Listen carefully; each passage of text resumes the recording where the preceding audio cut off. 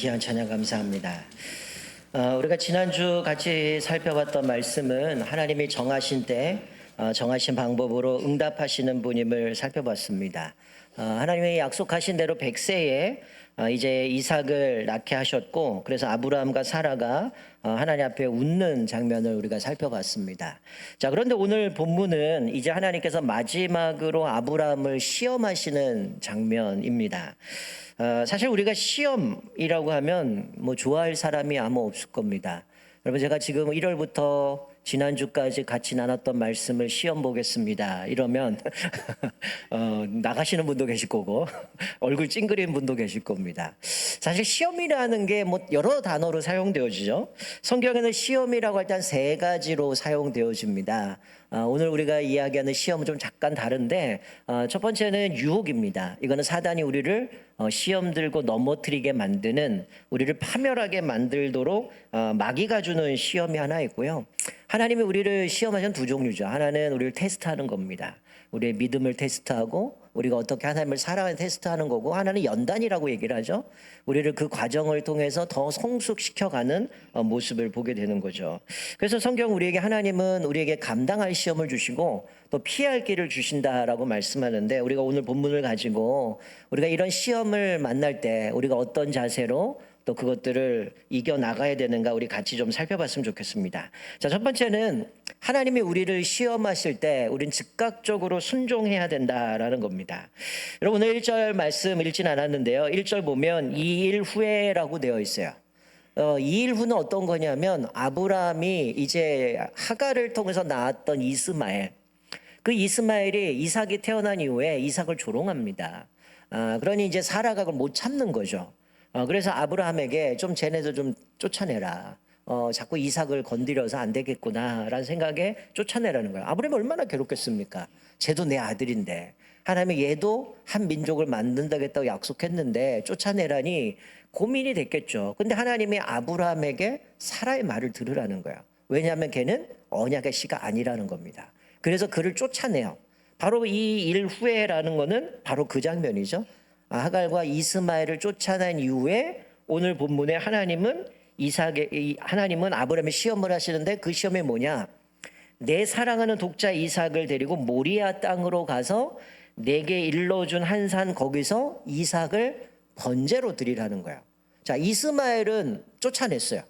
그리고 이제 하나 남은 아들 이삭, 하나님이 언약의 씨라고 얘기하는 이삭을 번제로 드리라고 하니 얼마나 황당하고 이해가 안 되겠습니까? 약속을 위해서 지금까지는 자기가 수단 방법 다 써봤잖아요. 자식이 안 나오니까, 잉태 못하니까 자기 종으로 갖고 상속자를 만들어서 이어갈 건가, 아니면 사라가 안 되니 첩인 하갈을 통해서 아이를 낳고 그를 통해서 이 언약을 이뤄갈까? 근데 하나님은 걔는 아니라고 얘기하고, 결국 기대도 못했는데 100살에 하나님이 사라를 통해서 이삭을 낳게 하셨어요. 그리고 시간이 지났는데 지금 이스마엘은 쫓아냈고 그 남아있는 이삭마저도 번제로 바치라는 겁니다. 그러니 이게 얼마나 황당하고 이해가 안 가겠어요. 그런데 오늘 본문 보면 아브라함은 그럼에도 불구하고 이해가 안 되지만 순종했다는 거야. 자, 3절 보면 아침 일찍 일어나라고 말씀하죠. 여러분, 만약에 내가 뭔가 누군가가 나에게 이거 해라라고 하는데, 만약에 뭐 쉽게 생각하면 상사가 나에게 이거 하라 그러면 어떨까요? 그거 하기 싫은데 억지로 하려면 아침에 일어나고 싶지 않을 거예요. 근데 아브라함은 아침 일찍 일어났어요. 그리고 나귀 안장을 지우고 번제에 쓸 나무를 쪼개고 두 종과 함께 떠납니다. 이 얘기는 무슨 얘기일까요?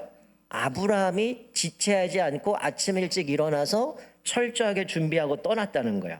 오늘 읽은 6절에도 보면 번제 나무를 가져다가 그의 아들 이삭에게 지우고 자기는 불과 칼을 손에 들고 두 사람이 동행해서 산으로 올라가는 장면을 보여줍니다.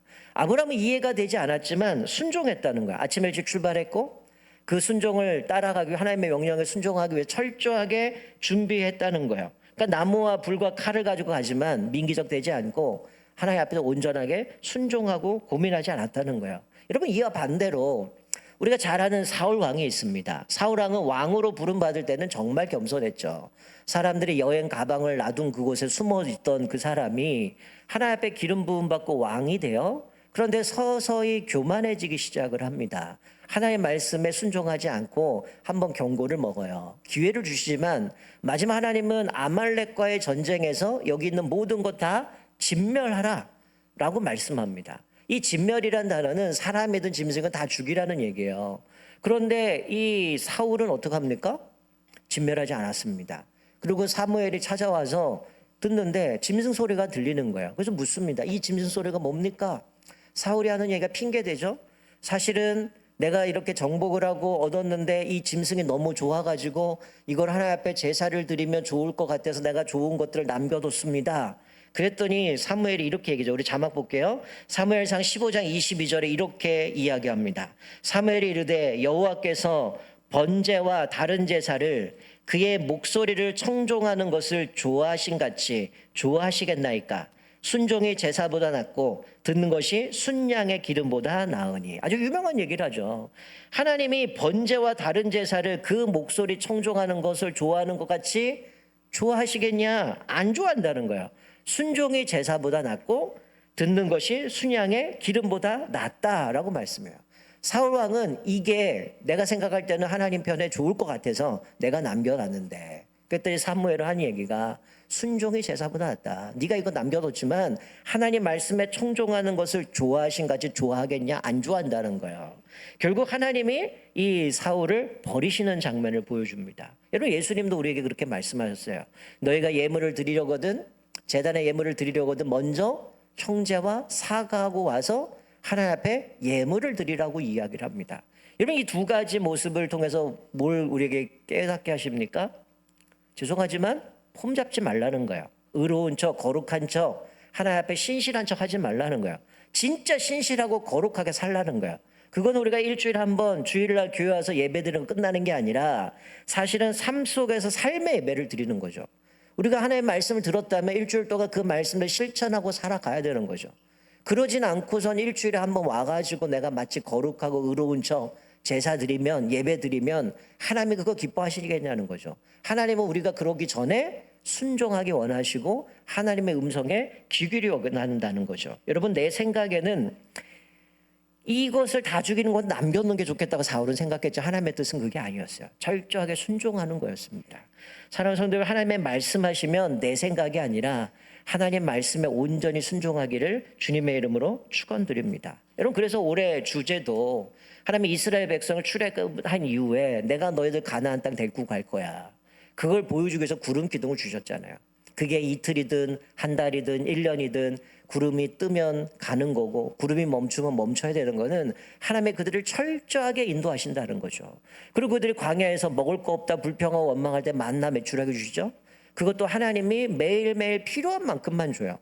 나는 오늘 이거 하나 갖고 안 돼. 하루치 갖고 안 돼. 그러니 내일치도 난 모르니까 이틀치 걷어야지. 그러면 내일 아침 딱 되면 100% 썩어요. 근데 안식일 전날 이틀치를 걷어도 안 썩어요. 그것을 통해서 하나님이 우리의 필요를 반드시 책임져 주시는구나 경험하는 거죠.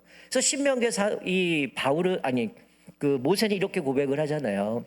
우리가 광야에서 40년 동안 우리의 의복이 헤어지지 않고 발이 부르트지 않았다. 하나님이 우리를 철저하게 인도하셔서 이곳까지 인도하셨다라고 고백하는 모습을 봅니다. 하나님 말씀에 온전히 순종함으로 하나님의 완벽한 인도하심을 누리시기를 주님의 이름으로 축원드립니다. 자, 두 번째로 하나님이 우리를 시험할 때 온전히 철저히 순종해야 되는데, 두 번째는 순종할 때 하나님을 온전히 신뢰하라는 거예요. 하나님의 주권을 인정하라는 겁니다. 자, 오늘 4절 말씀 보면 이렇게 시작하죠. 제3일에라고 되어 있어요. 이게 무슨 얘기냐면 아브라함에게 하나님이 부르셔서 시험하실 때 장소가 부엘세바예요.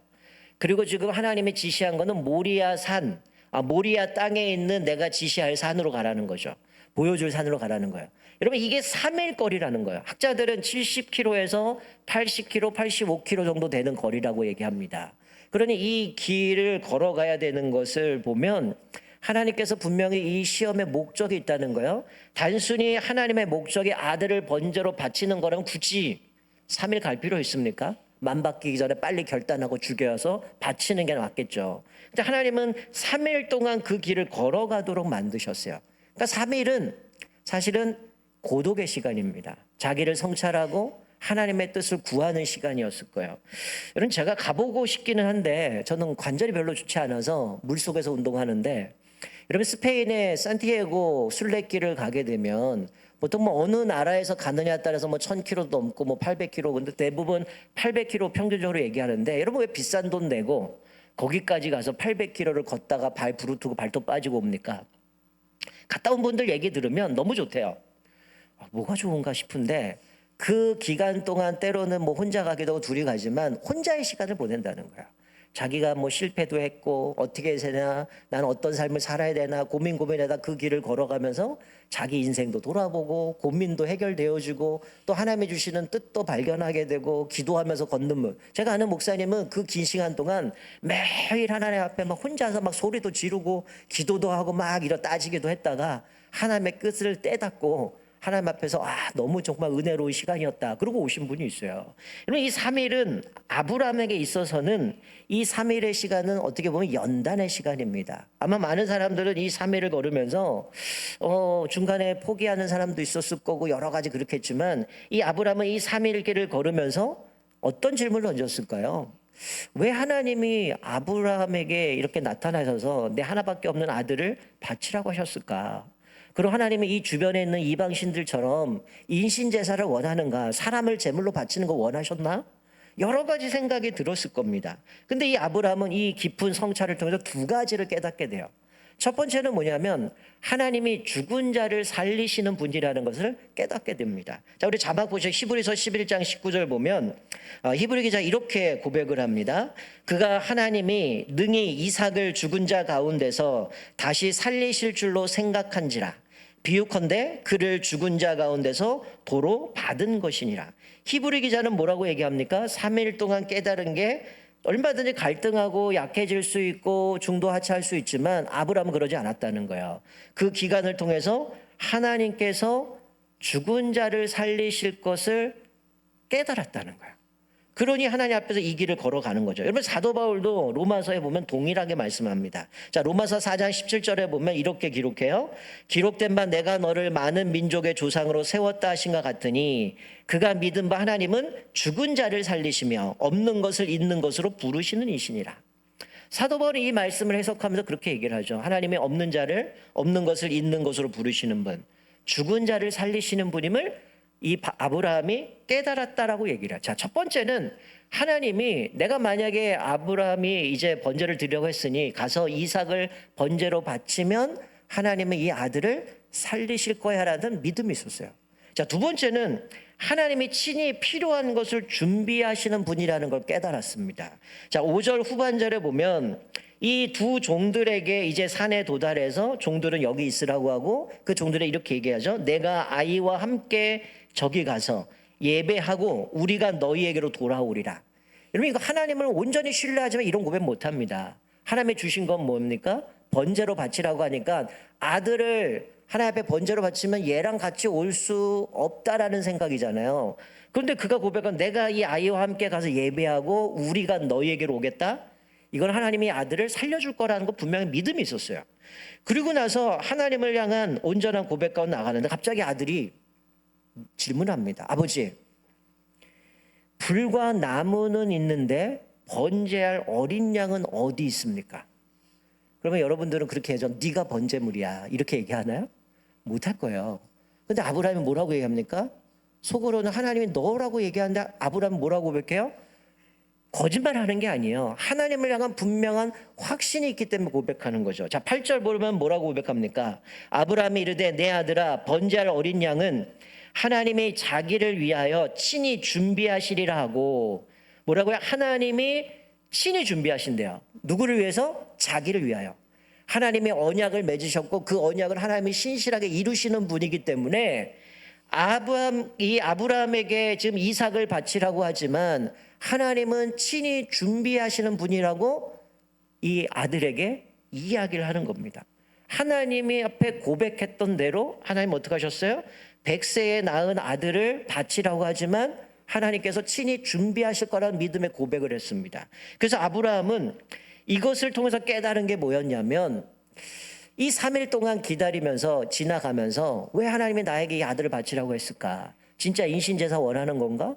도대체 하나님 왜 이러시지? 왜 이해가 안 돼? 이런 일을 하시지? 그러면서 자기 인생을 돌아봤을 거예요. 내가 75살에 하나님께서 나를 부르셔갖고 고향 진짜 아버지 집을 떠나라고 해서 내가 여기까지 왔는데 지금 벌써 세월이 지나고 또 내가 종으로도 이스마엘도 아니라고 그러고 이삭이라고 얘기했는데 왜 얘를 바치라고 하는가? 하나님 이거 말이 안 됩니다. 그럴 수 있는 상황이지만 자기의 삶을 돌아보니까 번뜩 드는 생각이 뭐예요? 애시당초 자기는 아이를 낳을 수 없어요. 불가능합니다. 근데 하나님이 바울이 고백했던 것처럼 없는 것을 있게 하신 분이라는 걸 깨달은 거죠. 하나님이 그렇게 없는 거에서도 있게 하신 분인데, 그리고 하나님이 이 말씀처럼 하나님이 죽은 자 가운데서 살리실 줄을 믿었기 때문에 하나님을 향한 그 믿음이 고백되어서 어떤 걸 깨달았냐면, 그래 지금 이 아들이 중요한 게 아니구나. 여러분 우리 인간적으로 생각하면 하나님이 이스마엘 아니라고 얘기하고 이삭이래요. 얘를 통해서 큰 민족을 만들고 복의 근원이 되겠다고 말씀하신 언약을 이루어 가시는데, 그럼 얘는 어떤 애입니까? 소중하고 얘로 인하여서 우리 민족이 우리 가문이 정말 대대로 이렇게 복을 받게 되어지니까 얼마나 애지중지하겠어요. 근데 버뜩 깨달은 건 뭡니까? 얘가 중요한 게 아닌 거예요. 뭐가 중요한 거예요? 하나님이죠. 하나님이 불가능한 나에게 자식을 줬고 나는 이방을 섬기는 이방신을 섬기는 나였는데 하나님이 찾아오셔서 언약을 맺으시고 나에게 복을 주시고 큰 민족을 만드신다고 하는데 내 삶을 돌아봤더니 맨날 불순종한 거예요. 하나님 말씀 안 듣고 인간적인 방법으로 이렇게 거짓말도 2번 하고 또 종을 통해서 이스마엘을 통해서 그렇게 했는데 하나님 아니라고 하고 이 언약을 맺으시면서 하나님의 그 횃불 언약을 통해서 너는 실수할 수 있어. 넌 잘못할 수 있어. 그러나 내가 반드시 이 언약 이룰 거야.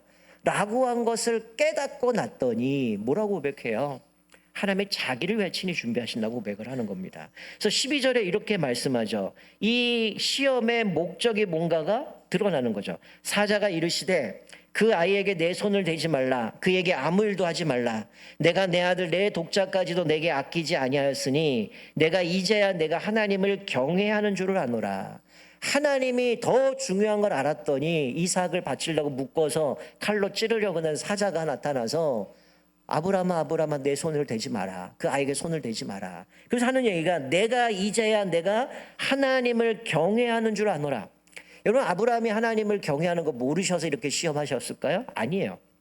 이것을 통해서 아브라함이 자식보다 하나님을 더 사랑하는 것이 여기서 드러나는 겁니다. 결국 이 시험의 목적은 뭐였냐면 아브라함의 믿음, 아브라함의 순종, 그리고 이 시험을 통해서 아브라함이 더 성숙되고 성장해 가는 모습이 드러나고 있는 모습이라는 거죠. 여러분 이스라엘은 뭘 상징합니까? 인간이 하나님의 뜻을 이뤄보겠다고 노력해서 얻은 아들이에요.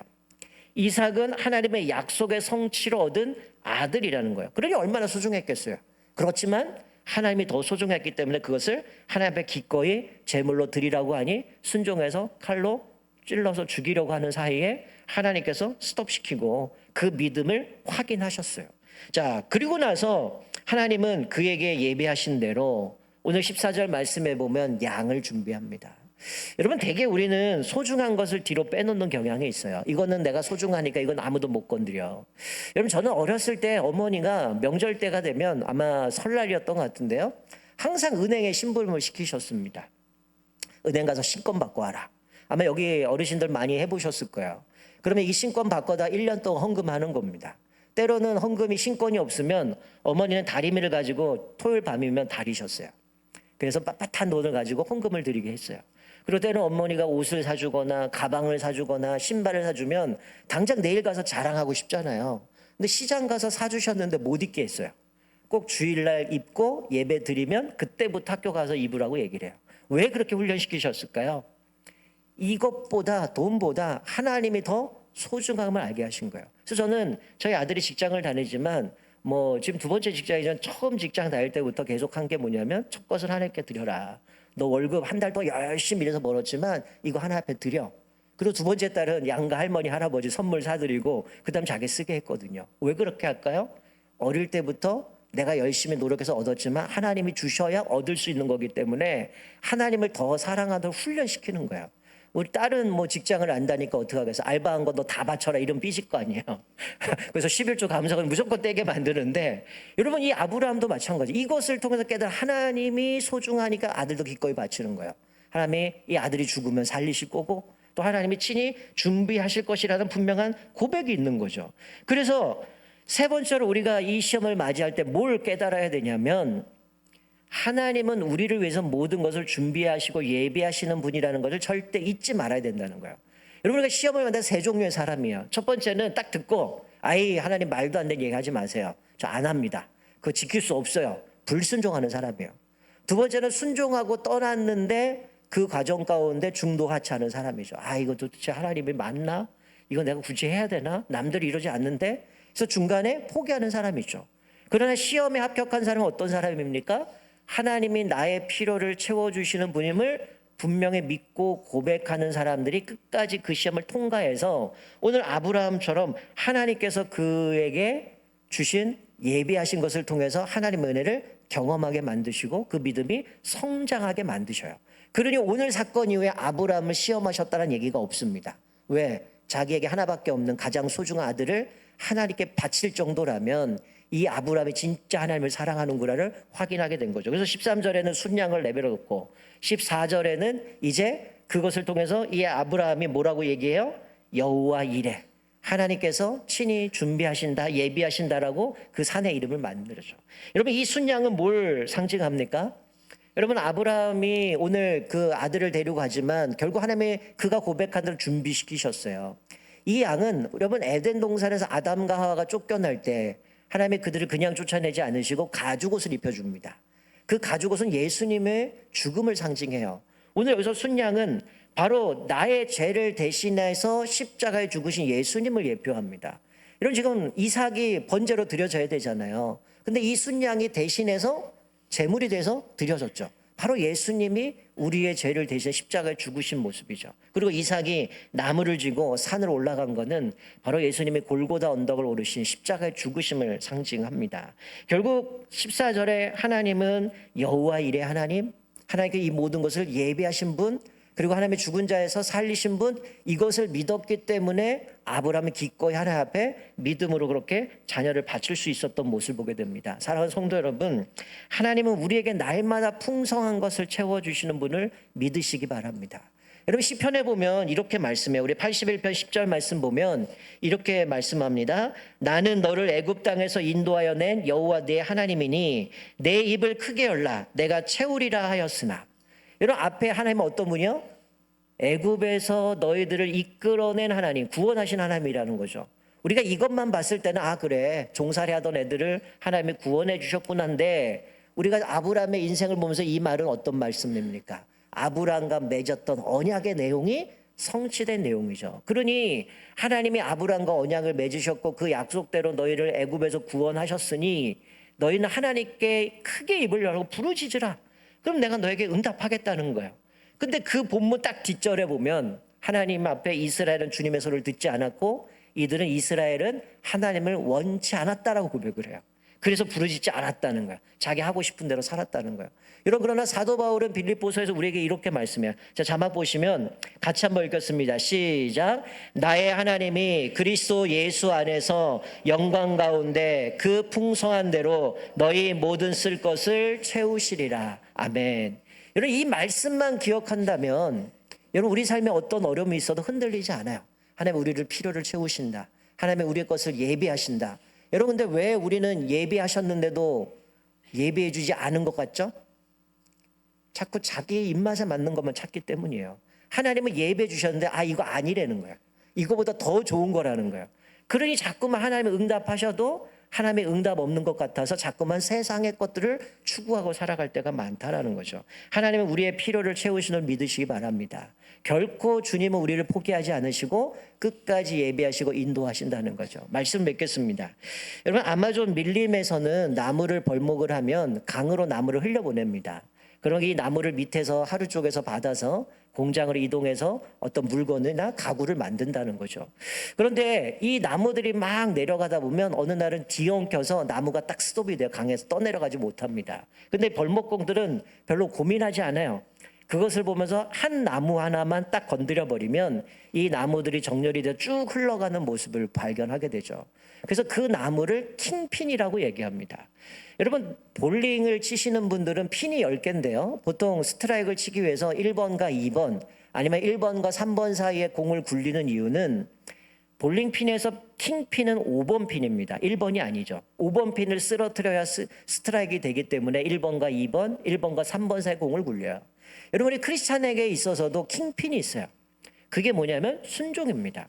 우리가 하나님 앞에서 아무리 하나님 앞에 예배드리고 봉사하고 헌신하고 전혀 허물 없는 것 같지만 우리 모습 가운데 순종이 없으면 마치 엉켜버린 나무 더미와 같다라는 거죠. 우리가 그럴 때에 하나님 앞에서 내가 순종하지 못하고 있는 것이 무엇인가를 살펴봐야 되는 거죠. 그리고 나서 주님 앞에 엎드리면 전혀 아무것도 풀릴 것 같지 않던 문제가 하루아침에 그냥 풀려버리는 모습을 보게 됩니다. 이런 우리가 주님 앞에 순종했기 때문에 하나님이 주시는 복을 누리는 것이지 하나님이 그냥 주시진 않아요. 오늘 아브라함도 이해가 안 되고 믿겨지도 않고 왜 이런 시험을 하시나 그럴 수 있었지만 하나님 앞에 온전히 순종했을 때 여호와 이레 하나님을 고백하고 하나님이 그 이삭 대신에 제물을 준비해 주시고 그 하나님의 사랑을 깨닫고 결국 하나님 앞에서 올곧은 믿음 가운데 믿음으로 살아갔음을 보게 됩니다. 이제 3월입니다. 여러분이 지금 혹시 1월, 2월 지내면서 왜 내 인생에 이런 문제들이 안 풀릴까? 왜 자꾸만 실타래처럼 엉켜가지고 이러지도 저러지 못하는가? 그걸 한번 살펴보세요. 내가 주님 앞에 순종하지 못하는 것이 무엇인가? 내가 순종하지 못하는 영역이 뭔가를 살펴보시고 주님 앞에 순종해 보세요. 그러면 하나님께서 우리에게 여호와 이레 하나님께서 우리의 길을 예비하시고 우리의 필요를 채워주신다는 거예요. 우리가 이 말씀을 기억하면서 또 3월 한 달 동안도 하나님 앞에서 오늘 아브라함처럼 하나님 말씀하시면 즉각적으로 순종하고 또 순종할 때 하나님을 온전히 신뢰하시고 더 나아가 하나님이 나의 필요를 예비하시고 채워주시는 분임을 절대 잊지 마시고 주님을 신뢰하면서 또 우리에게 주시는 그 시험 가운데 넉넉히 겨서 우리의 믿음이 성장하고 성숙되어지는 저와 여러분 되시기를 주님의 이름으로 축원드립니다. 아멘. 우리 다 같이